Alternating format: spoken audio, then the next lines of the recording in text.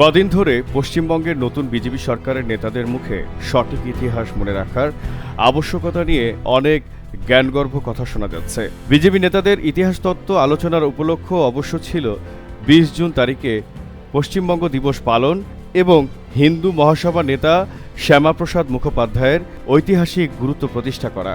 কিন্তু দেখা যাচ্ছে সেই আলোচনাও নানা বিকৃতি, অর্ধসত্য আর অজ্ঞতার কাঁটায় জর্জরিত। ১৯৪৭ সালের ২০ জুন বাংলার আইনসভায় একটি নয় ৩টি ভোট হয়।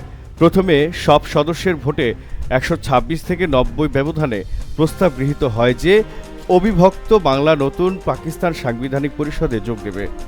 দ্বিতীয় ভোট হয় কেবল অমুসলিম সংখ্যাগরিষ্ঠ জেলাগুলির সদস্যদের মধ্যে। তাঁরা ৫৮ থেকে ২১ ভোটে বাংলা ভেঙে পৃথক প্রদেশ হিসেবে ভারতের সাংবিধানিক পরিষদে যোগ দেওয়ার সিদ্ধান্ত নেন। তৃতীয় ভোটে মুসলিম সংখ্যাগরিষ্ঠ জেলার সদস্যরা ১০৭ থেকে ৩৪ ভোটে রায় দেন যে বাংলা অবিভক্ত থাকবে এবং পাকিস্তান সাংবিধানিক পরিষদে যুক্ত হবে। এ তথ্য আনন্দবাজার পত্রিকায় ২৬ জুন প্রকাশিত হয়েছে। ১৯৪৭-এর ২০ ফেব্রুয়ারি ব্রিটিশ প্রধানমন্ত্রী ক্লেমেন্ট অ্যাটলি ঘোষণা করলেন যে ভারতের রাজনৈতিক দলগুলির সঙ্গে আলোচনার পরিণতি যাই হোক না কেন ৩০ জুন ১৯৪৮-এর মধ্যে ব্রিটেন ভারত ছেড়ে চলে আসবে। এই ঘোষণার পরই বঙ্গবিভাগ আন্দোলন জোর কদমে এগোতে থাকে।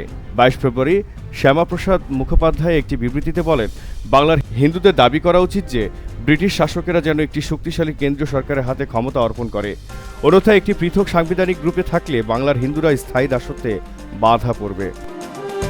পূর্ববঙ্গের হিন্দু নেতাদের মধ্যে কিন্তু যথেষ্ট অনিশ্চয়তা ছিল। ২২ ফেব্রুয়ারি এক বিবৃতিতে ত্রিপুরা, বর্তমান কুমিল্লা, নোয়াখালী, বরিশাল আর বগুড়া জেলার কয়েকশো জন এমএলএ, বিশিষ্ট আইনজীবী এবং ব্যবসায়ী বঙ্গবিভাগ আন্দোলনের বিরোধিতা করে বলেন, এই প্রতিক্রিয়াশীল ও প্রগতি বিরোধী আন্দোলন আসলে মুসলিম লীগের বিভাজন নীতিকে মেনে নিচ্ছে। এর ফলে পূর্ববঙ্গের অন্য হিন্দুদের সঙ্গে বিশেষ করে তফসিলি হিন্দুদের স্বার্থ গুরুতরভাবে ব্যাহত হবে। পূর্ববঙ্গের হিন্দুদের এই আশঙ্কা দূর করার জন্য বঙ্গবিভাগ আন্দোলনের পক্ষের থেকে বারে বারে বলা হতে লাগলো যে বাংলার পশ্চিমে হিন্দু প্রধান অংশে যদি ভারতীয় রাষ্ট্রের সঙ্গে সংযুক্ত পৃথক প্রদেশ গঠিত হয় তবে তা পূর্ববঙ্গের হিন্দুদের রক্ষা কবচ হিসেবে কাজ করবে। ১৯ মার্চ এক দীর্ঘ বিবৃতিতে শ্যামাপ্রসাদ বলেন, পৃথক প্রদেশ গঠিত হলে বাংলার ২/৩ হিন্দু সেখানে নির্বিঘ্নে বাস করতে পারবে। ভারতীয় ইউনিয়ন ও বিভিন্ন প্রাদেশিক সরকারের শক্তিতে পূর্ববঙ্গের সংখ্যালঘু হিন্দুও সুরক্ষিত থাকবে। ব্যবচ্ছেদ কথাটিতে ভীত হইয়া মূর্ছা যাওয়া আমাদের উচিত নহে। তিনি আরও বলেন, কংগ্রেস দল ঘোষণা করেছে যে কোনো অনিচ্ছুক অঞ্চলের উপর শাসনতন্ত্র চাপিয়ে দেওয়া হবে না। সুতরাং বঙ্গবিভাগ এখন সর্বদলীয় বিষয় হয়ে গেছে। ১৯৪৭-এর মে মাসে শরৎচন্দ্র বসু ও শহীদ সোহরাওয়ার্দী বাংলার অখণ্ডতা রক্ষা করে স্বাধীনযুক্ত বাংলা গঠনের প্রস্তাব দেন, কিন্তু কংগ্রেস অথবা মুসলিম লীগ কোনো পক্ষ থেকেই সমর্থন পাওয়া যায় না। জিন্নাহ সম্মতি দেন।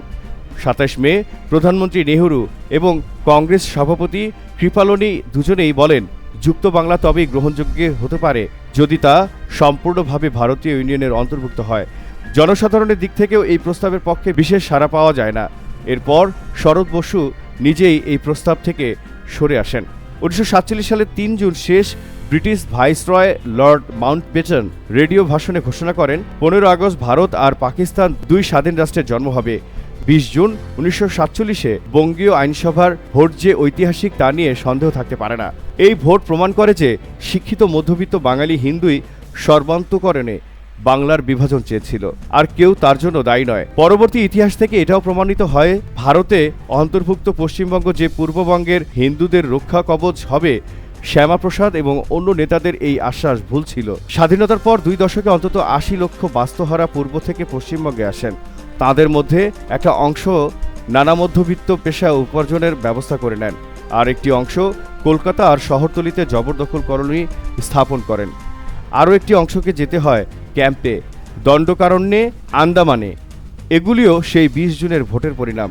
সুতরাং ঐতিহাসিক হলেও সেই দিনটি ধুমধাম করে স্মরণ করার যোগ্য কিনা তা নিয়ে গুরুতর প্রশ্ন থেকে যায়।